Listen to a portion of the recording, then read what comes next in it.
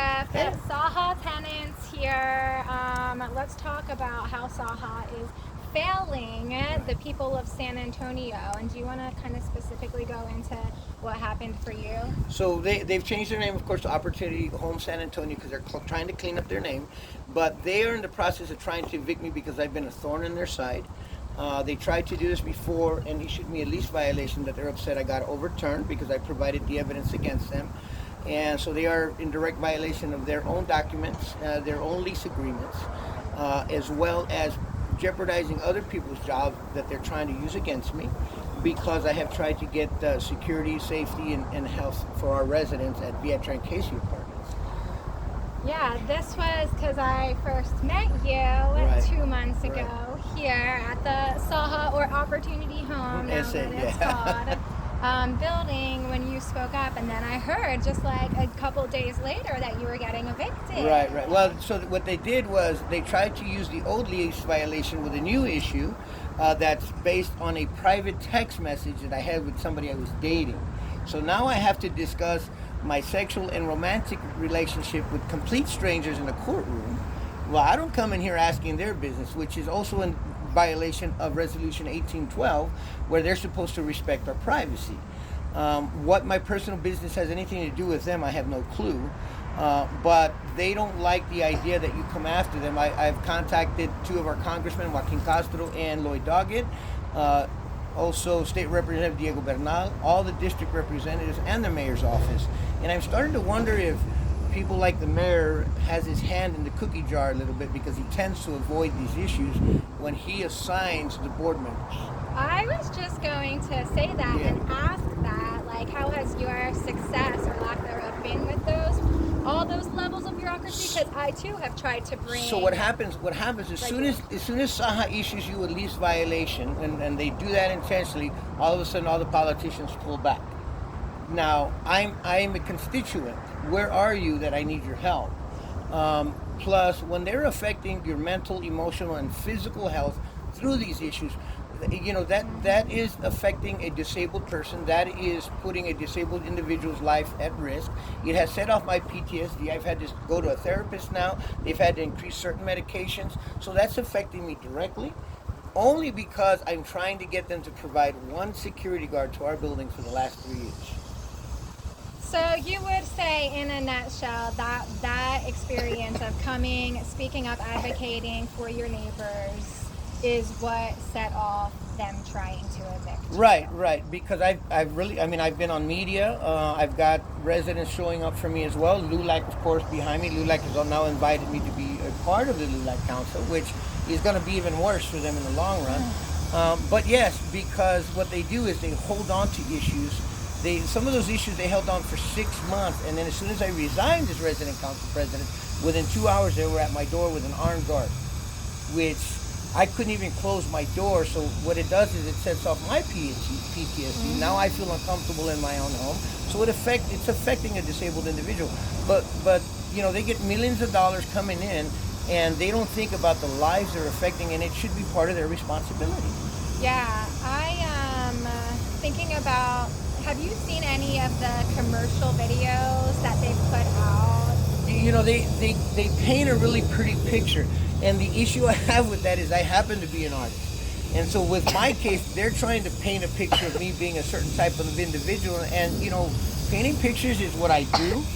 And if you're going to paint something of me, you better paint an accurate picture, because once you start stepping on my toes, then it becomes personal.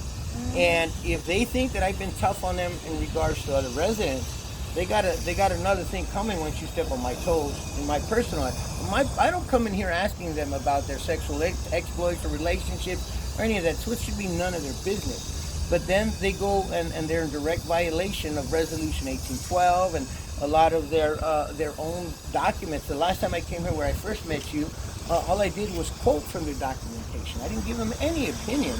And within 5 days, I get this slap in the face. They all made commitments to me, and none of them have followed through on any of them. And so, I went easy on it. Yeah, I was very aggravated today, as you could tell, but I'm still giving them the opportunity, because now I've discovered that we have HUD offices downtown, And I have not made that effort to do that yet. I keep giving him the opportunity to do the right thing.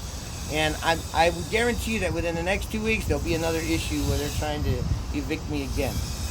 I want to go to the head office with you. We can do that, for yeah. one.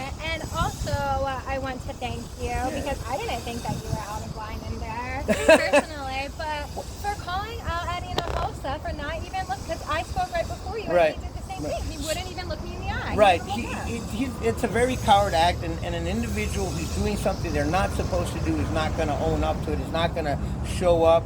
He's required to do, it's called coffee with the CEO.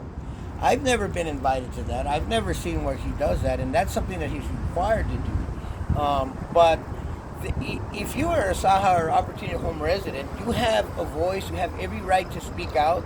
The more of us that come together, the better this is going to be. In your lease agreement, they're in violation already. I guarantee you, I don't know who you are, but if you're watching this, I guarantee you they're in violation of your lease agreement already. And they don't want you to know that. And so they don't like people like us who bring it to their attention. I'm very direct. I don't have room to play games because I went through hell to get this place where I live, and I'll be damned if you're going to take my home from me. Especially, it's crazy that they're trying to evict, but every month I get that letter in the mail for the rent. Mm-hmm. They're still taking my money, but they aren't showing up for us. They, like I said, when you were here and you heard, they made commitments to me the last time and have not followed through on any of them.